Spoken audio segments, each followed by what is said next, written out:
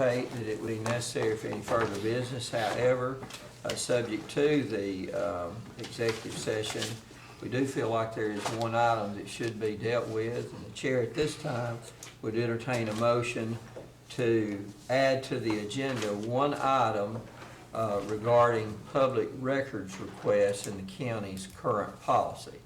So the chair would entertain a motion to make that an item of the agenda. So moved. Do we have a second? Second. Motion second. All in favor, or is there any discussion? Not all in favor, please signify by saying aye. Aye. Those opposed, no.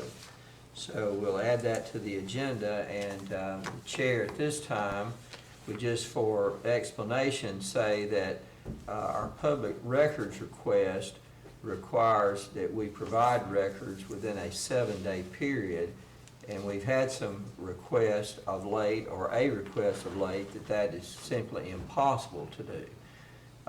We're not denying that request by any means, but we're acknowledging that it could not be done in a 7-day period because of the extensiveness of the records.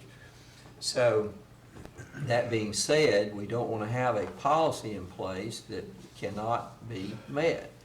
So the chair at this time would entertain a motion that the records requirement, a records request requirement that would require us to provide records within 7 days be repealed, and that we commission our county attorneys to work forward on a recommendation that we could consider in the April meeting that would set a reasonable time frame, if one even needs to be set, and to set the cost factors that need to be considered, and that during this interim time we would just be compliant with all things regarding the state law.